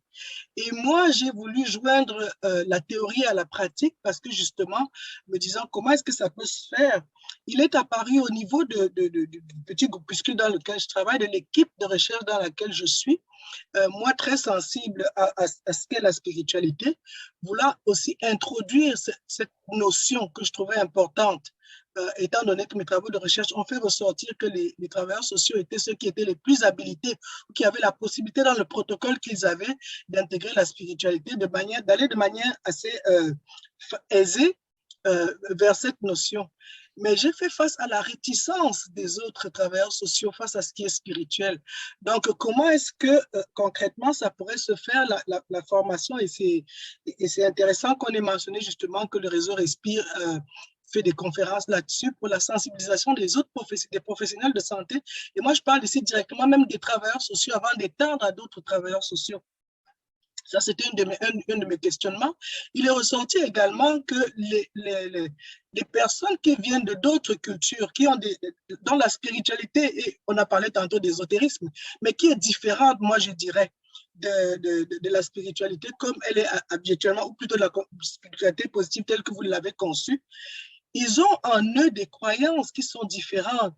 Comment faire face justement, même si elle n'est pas forcément négative, mais elle est étrange et étrangère par rapport à l'intervenant qui l'entend, comment est-ce qu'on peut être préparé à ce genre de problématique-là? Donc, je vais juste m'arrêter là pour donner la possibilité à d'autres de poser aussi des questions, mais j'avais vraiment pas mal de questions concernant je suis vraiment passionnée par la spiritualité en lien avec le travail social que j'exerce et que des fois, je me trouve les mains liées, même si je voudrais effectivement parler de la spiritualité. Et moi, la façon que je procède avec mes patients, lorsque vous leur posez des questions du genre, quelles sont vos valeurs, quelles sont vos forces, ils ne vont pas forcément aborder la spiritualité parce que c'est tabou, parce que c'est comme, je vais parler de tout sauf de mes croyances, sauf de ma spiritualité, surtout encore moins de la religion. Donc, voilà quelques petits aspects que j'avais et qui me questionnent encore aujourd'hui. Mais merci beaucoup pour votre exposé. Comment s'outiller au multiculturalisme religieux? Et à quel moment est-ce qu'on doit laisser place à une personne experte dans la confession de l'autre? Bon, je vais peut-être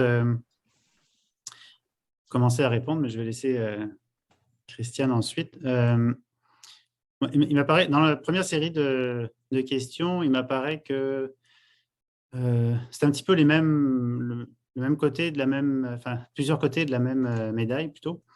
C'est vraiment une question de posture là, et puis de respect des croyances en fait. Dans le fond, nous on a un peu de tout hein, dans les étudiants qu'on encadre et qui sont dans nos cours et qui expérimentent les outils. On a des témoignages d'intervenants étudiants qui disent Et c'est merveilleux juste d'avoir posé cette question, le regard sur la foi, est-ce que vous avez des croyances? Le regard de la personne s'est ouvert et puis on dit, enfin, quelqu'un qui, tu sais, j'ai enfin un lieu pour exprimer cela. Et il y en a d'autres qui me disent, dans le fond, ça a été vraiment, nous voyons, tu sais, c'est comme si c'était une intrusion profonde et une atteinte à mon intégrité. Donc, on a vraiment de tout. Donc, c'est selon je pense que c'est selon le lien que vous avez avec la personne que vous accompagnez, le lien de confiance là, qui s'élabore, que les réponses vont être comme ça. Puis selon les croyances de la personne aussi. Puis ça vaut pour la personne, dans le fond, que vous accompagnez, de soigner. Et ça vaut aussi auprès des soignants. Dans le fond, il y a des soignants pour qui, ne serait-ce que dire le mot spiritualité, c'est déjà une entrave à la laïcité. Hein. Donc, on est aussi dans cette reconnaissance des croyances différentes. Donc, tout ça pour dire que, comme on dit toujours, nous autres universitaires, pour s'en sortir facilement, tout est dans la formation. Donc, il faut éduquer. Tout est dans cette éducation, en fait. Hein. Donc, nous, même encore cette session-ci, hein, on avait une étudiante en sciences infirmières, une étudiante infirmière praticienne, clinicienne, qui nous disait comment est-ce que, dans le fond, le simple fait d'avoir eu un panorama des différentes croyances et des différents rituels, ça lui avait appris à recevoir un témoignage spirituel d'une personne de façon beaucoup plus ouverte et beaucoup plus constructive qu'avant qu'elle ait eu cette formation-là. Donc, savoir qu'il y a une diversité religieuse et spirituelle, savoir quelles sont même les fonctions sur la santé de ces croyances-là, ça l'a ouvert, ça lui a donné Donc, voilà, donc il y a une certaine éducation à donner, je pense. Je laisse Christiane, si tu as des choses à dire. Oui, ben, tu sais, puis je pense que dans peut-être une mince contribution dans la réponse à la question, tu sais, il y a je pense qu'il reste une éducation fondamentale sur la distinction entre religion et spiritualité, en fait, qui est à faire. Puis à partir du moment où on fait cette distinction-là, puis qu'on situe, disons, la spiritualité comme une dimension de la santé, en fait, bien, je pense que ça aide aussi à engager le dialogue. Puis, on dirait qu'il n'est pas parfait, notre conceptualisation, mais en définissant, disons, ce que c'est la spiritualité avec les 3 attributs. Mais on voit très bien qu'il n'y a pas le mot religion là-dedans, ça peut en faire partie, là, comme dans les antécédents, les croyances peuvent en faire partie, mais je pense que cette distinction-là est à peu près toujours à faire. Puis on vient de passer 15 semaines avec nos étudiants, on termine le trimestre, on a terminé mercredi, puis bon, on est revenu souvent sur ces questions-là, là, donc en tout cas, ça fait partie là, je pense que des choses qui sont peut-être à clarifier avant d'engager un dialogue. Puis évidemment, il y a des façons, je vais le dire comme ça, détournées de parler de spiritualité sans nommer spiritualité aussi, qui peut permettre d'engager un dialogue graduel puis voir si la personne va finir par parler de ses croyances, là, je vais le dire comme ça. Juste par rapport à la question de quand faire appel à un rabbin ou un imam ou tout ça, dans le fond, c'est quand les objectifs ne correspondent plus à ceux de votre profession. C'est quand, si vous voulez amener un développement religieux ou un développement de la foi chez la personne, ce n'est pas votre rôle de le faire. Mais si c'est pour améliorer la santé, les relations sociales, en tout cas les différents objectifs de la profession de travailleur social, là, vous allez mobiliser ce réseau-là comme les autres réseaux. Mais dans le fond, si vous voulez passer la POC, c'est parce que dans le fond, les objectifs ne sont plus ceux de votre profession, je pense. Voilà ce que je pourrais dire par rapport à ça. On vient du milieu de l'éducation des adultes à Québec et du milieu communautaire depuis un peu plus de 30 ans. Je veux renforcer le travail à démocratiser de votre modèle parce que ne serait-ce que les 3 dimensions de départ, religion, foi versus spiritualité, c'est de base déjà. Juste ça, on pourrait faire une discussion avec tous ce que j'ai rencontrés comme collègues intervenants, professeurs à l'éducation des adultes et tout, qui en sont encore à cause de la critique de la religion dans laquelle on est toujours, d'occulter spiritualité, de déplorer que quelqu'un a la foi, puis depuis maintenant qu'il y a de plus en plus de francisation dans les centres aux adultes, bien, de déplorer que les gens qui arrivent avec la foi, alors que nous autres, on est supposément affranchis de tout ça, Puis là, tout ce mélange-là, puis nier finalement le besoin spirituel, la quête de sens que les jeunes et moins jeunes, moi j'ai particulièrement travaillé sur le concept de projet de vie dans le milieu communautaire, particulièrement au Centre Jacques-Cartier et à Mère-et-Monde dans Limoilou. Les jeunes, souvent, ils la posent la question de la quête de sens. Alors, ils sont devant des intervenants qui leur répondent souvent par une critique de la religion ou par déplorer le fait que ça ne fait pas partie d'eux. Moi, j'aime l'intervention qui vient d'être faite aussi au sujet de faire un lien avec la santé, quand on dit que la santé spirituelle est aussi une dimension comme celle mentale et physique. Donc, il y a un état d'ouverture à donner que votre modèle permettrait. Moi, j'ai hâte de... peut-être que j'ai mal entendu, mais j'aimerais savoir quand est-ce qu'il va être disponible, parce que je voyais à produire en 2022, parce que vos outils, votre modèle devient nécessaire pour la moindre discussion de base ou même créer des situations d'apprentissage pour aller plus loin avec celles et ceux que ça intéresse. Alors, j'aimerais avoir la réponse à cette chose-là. Puis, je vous remercie de l'avoir créé, le modèle, parce que moi-même, j'étais pris avec ça, de dire comment on fait pour aborder ça autrement, de quelle façon, puis de façon simple aussi. Alors, juste la distinction entre les trois concepts, c'est déjà énorme, plus les attributs, les conséquences. Alors, je veux vous remercier pour la pertinence, puis je vous confirme par mon expérience, l'écart dans la pratique qu'il y a entre le besoin ou entre le fait que des associations disent oui, c'est un terrain qui est nécessaire à aborder, puis versus l'écart dans la pratique. Mais je peux vous dire, par exemple, qu'au niveau de la santé mentale, là, quand même, il y a 14 000 personnes qui sont rejointes à Québec, là, les environs, par les 39 groupes. C'est un sujet qui s'aborde plus facilement. Vous nommiez des lieux ou des situations de gens qui favorisent tantôt. Je peux vous confirmer, par exemple, l'organisme Pêche à Québec travaille directement, offre directement les thèmes, même des types de scénarios d'apprentissage qui portent sur le sens de la vie. Merci en tout cas pour tout votre travail. Merci beaucoup. Ben, merci. Puis, en tout cas, dans un autre projet, justement, on a travaillé avec Pêche, puis clairement, là, en tout cas, l'utilisation, la considération du spirituel se fait, c'est ça, peut-être plus facilement là, dans certains milieux. En tout cas, merci de votre commentaire. En tout cas, j'apprécie beaucoup. Vraiment, ce modèle est intéressant et nécessaire, je crois, de plus en plus. Par rapport à la COVID, par rapport à tout ce que l'on sait maintenant, tout ce qu'il y a comme problème. Et en fait, j'ai eu l'occasion justement, en soins palliatifs, de pouvoir justement d'exercer, en fait, et de pouvoir justement accompagner des personnes au niveau spirituel. Et c'est très, très apprécié. Et donc, en ce moment, je suis étudiante en travail social et j'ai eu l'occasion de prendre un cours avec Madame Joanne Lessard et vraiment une belle pédagogie, une belle approche en tout cas.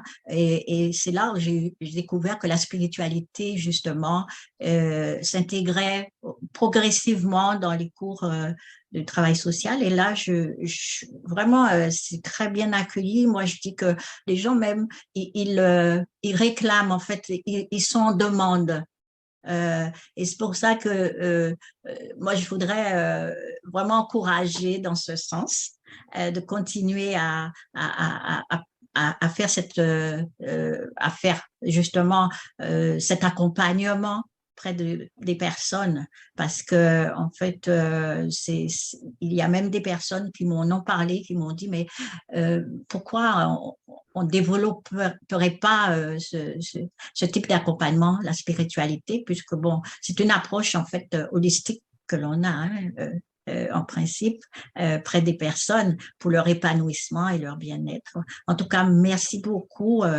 Je remercie beaucoup les intervenants.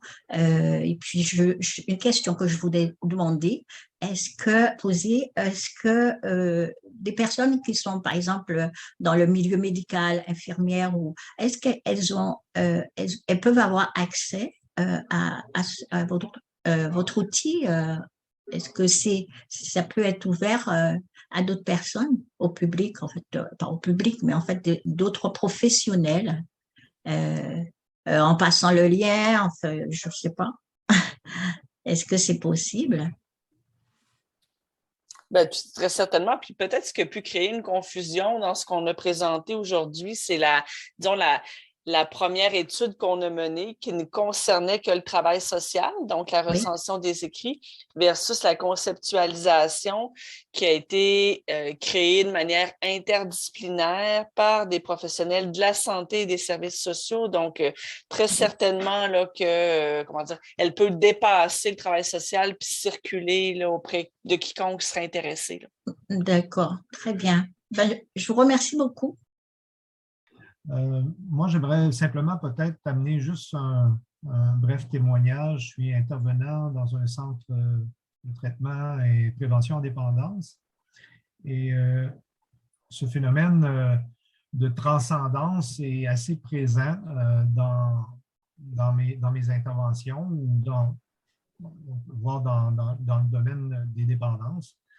Et je pense que quand on parle de spiritualité, la plupart du temps, effectivement, je suis en accord avec certains témoignages où il peut y avoir un certain malaise et pour les intervenants et même pour ceux qui veulent aborder peut-être ce thème-là dans la vie d'une personne. Je pense qu'il faut vraiment faire preuve d'authenticité et, je pense, d'ouverture face à cette sphère de vie-là. Et moi, je l'aborde vraiment de façon assez ouverte et authentique.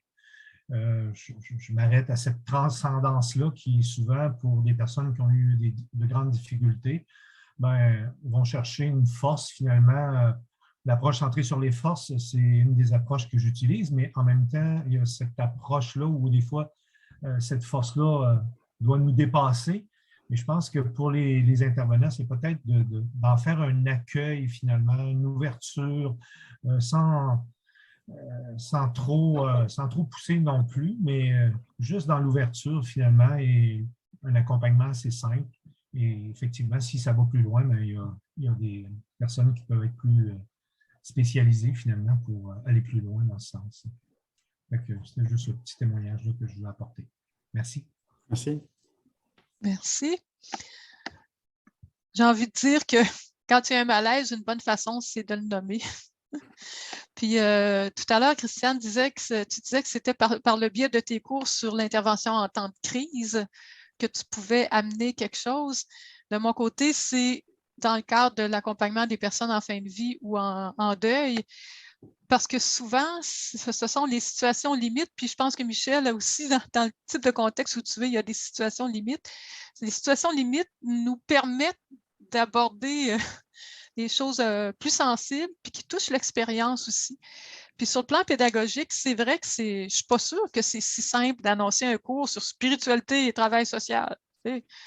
Oui, peut-être, puis peut-être pas tant.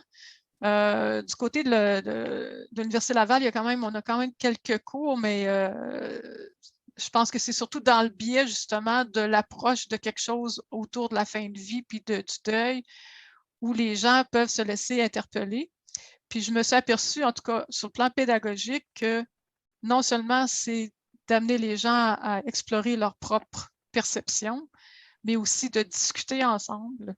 Parce que ça, on peut bien dire, ça va faire reculer la discrimination, mais il n'y a rien comme le tester ensemble pour voir qu'est-ce que ça provoque.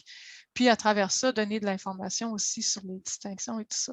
Donc, je pense bien qu'il y a de l'avenir, là. Il y a de l'avenir, mais des fois, c'est par la bande. En fait, je remarque que vous êtes dans un modèle systémique d'une certaine façon, où vous distinguez des intrants avec des extrants.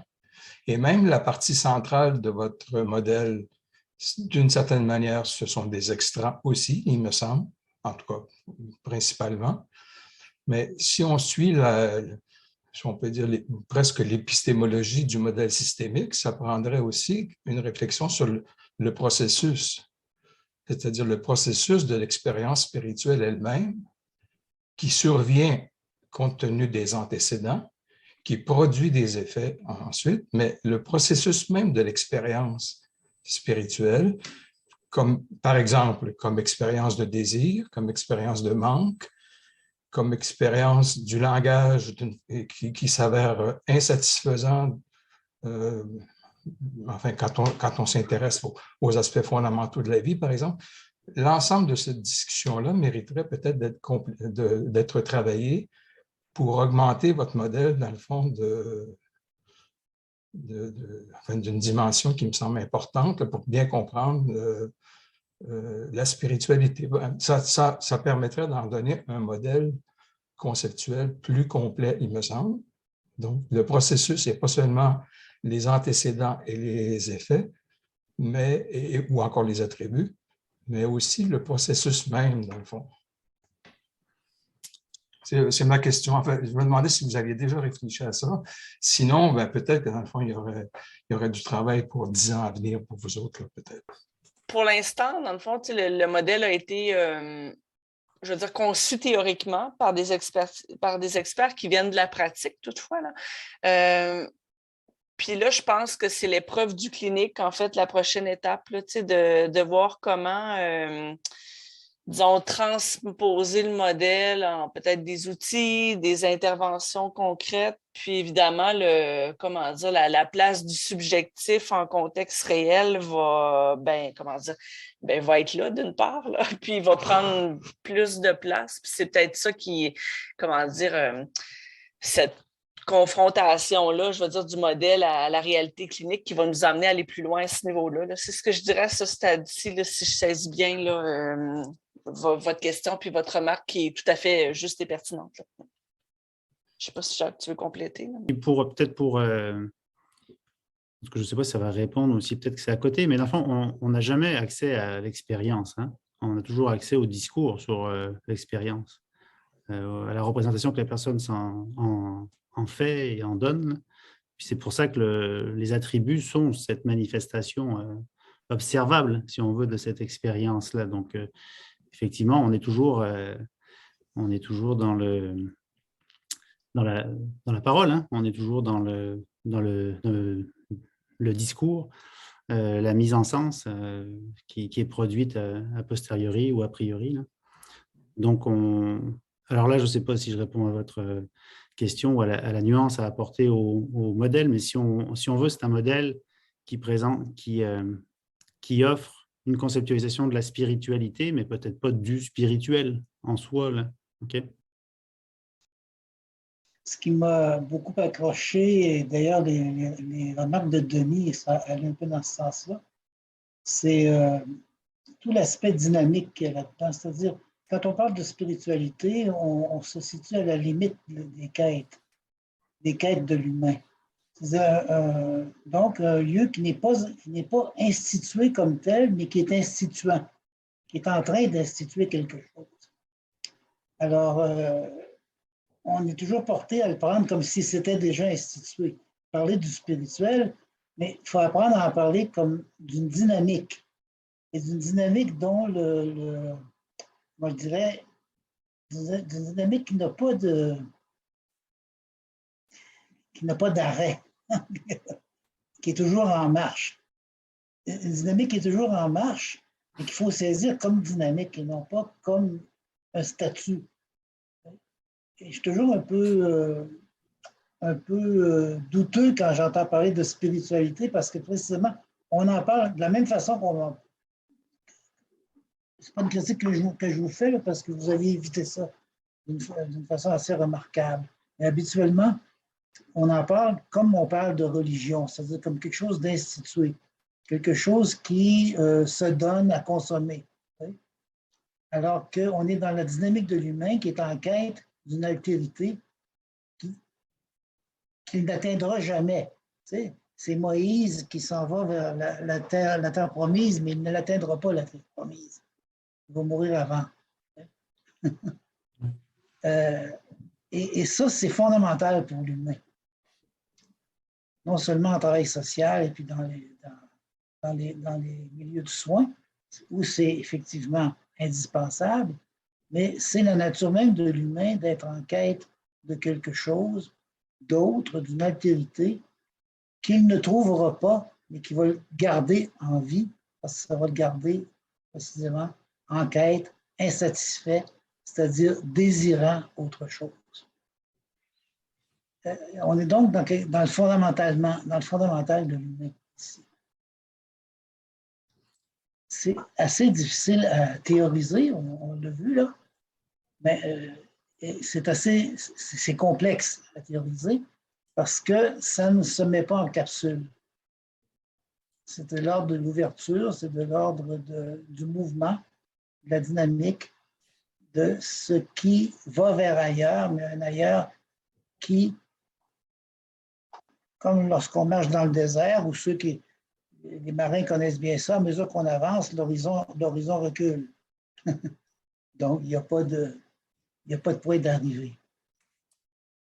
Le danger là-dedans, c'est de s'imaginer qu'à un moment donné, et vous aimez ça, le danger, il est dans les constructions imaginaires qu'on fait, que nos trouvailles vont être définitives et vont enfin régler le problème. Ce qui serait la mort de l'humain, tout simplement. Nous arrivons au terme de cette conférence publique. Merci à nos invités, les professeurs Christiane Bergeron-Leclerc et Jacques Cherblanc.